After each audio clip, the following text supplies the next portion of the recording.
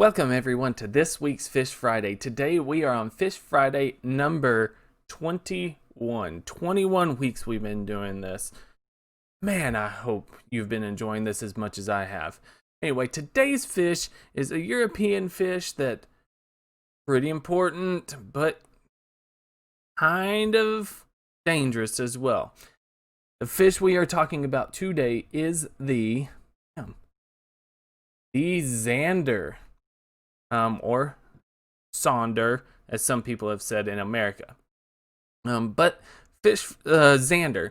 Zander, scientific name, Zander lucioperca, or Lucioperca, is a really important food fish. It is part of the Percidae family, which are your perches. So it's a very large family. Or kuha in Finnish. I hope I said that right. If you're finished, please don't mock me. They are found all across Eurasia, so all around the European, Russian sort of area. Their northern limit seems to be Finland. They don't seem to be found any farther north than Finland, but don't quote me on that. They have been transplanted across the world. There's a couple of lakes in North America. There's not many. There's a couple of lakes in North America that have them. As you can see, they have kind of blotchy spots that kind of look like stripes as well down the side. Here's another example. They also have these spotted dorsal fins and this spotted caudal fin, and that's really indicative of the Zander. Some of the other fish have barring, true enough bars, but they don't really have the spots on all of these fins. They do have a split dorsal, as you can tell right now. It is a full-on separation with spines in the front dorsal with soft rays in the second dorsal. So here's another picture. This one kind of looks, he's had a rough life.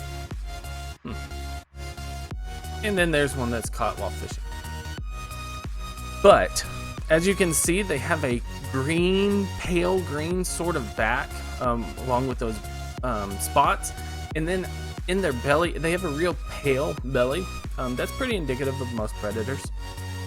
Going to that dichromatism that we were talking about last week. If you don't know what dichromatism is, go check out last week's video.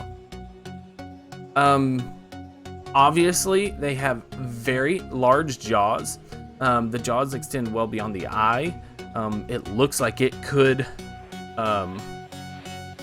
really open them wide.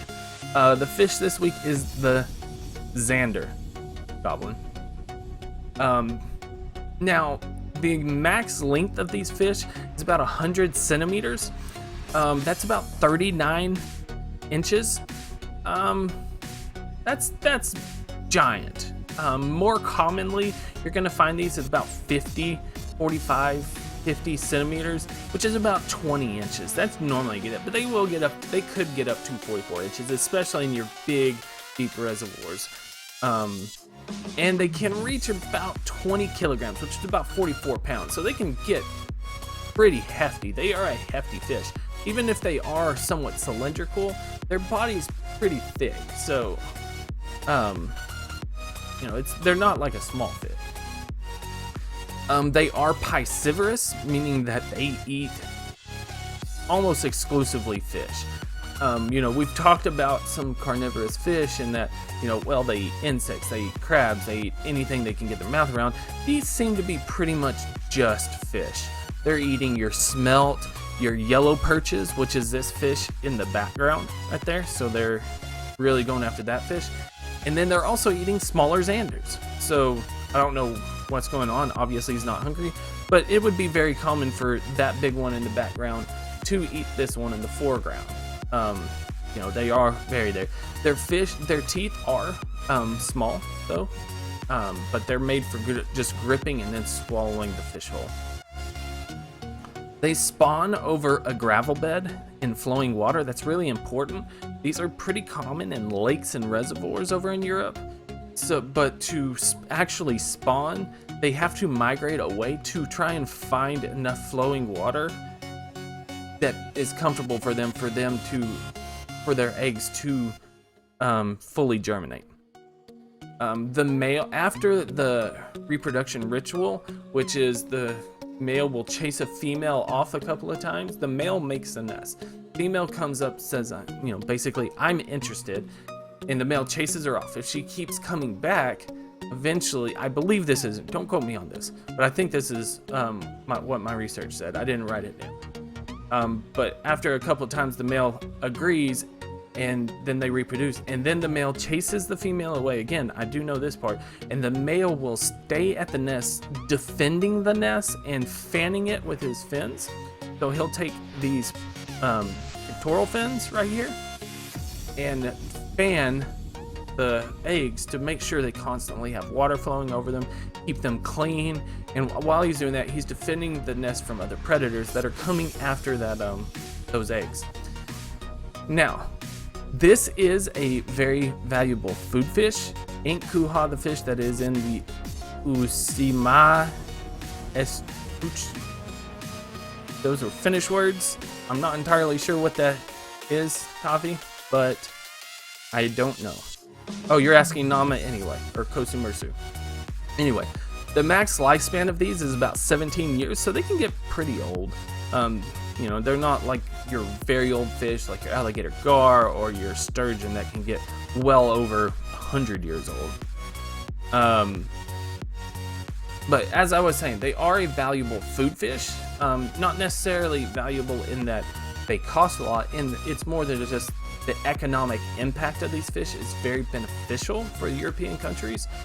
They are heavily used and sold to restaurants and people for their fish fillets. It apparently makes incredible fish fillets.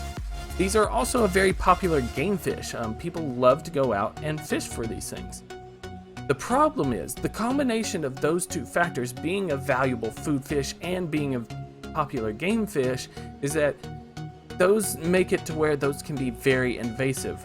Putting those in reservoirs that they don't belong could cause massive impacts to the ecosystem, because a popular game fish is normally a fish that it's easy to catch and they're very aggressive.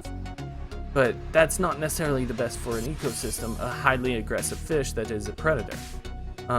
But it being a valuable food fish, the food fish, they are transported across the world because people, immigrants from like Europe going to a different country, they look around and they're like, oh, there's no Zander around here, but I really want to eat what I ate back home. Let me buy some Zander, have it shipped to me, and I'll stock it in a local pond or something. Which that's normally what causes the problem. And that is actually why in the United Kingdom, Zander must actually be killed and removed if they are caught by fishermen. It is an actual law that the Zander, if caught, has to be removed from that system. But that's about all I got right now. But thank you guys so much for stopping in. I really appreciate it, and I hope to see you again. If I don't, please be safe. Have a great day. Listen, guys, this was a very special Fish Friday, and I just want you to know this is a favorite fish of a person out there named Kirsty. Kirsty, I hope you enjoyed this. Just want you to know we're all rooting for you. I just hope everything is going well for you. And just know your kids love you. But thank you guys so much again. Take care of yourselves. Take care of your loved ones.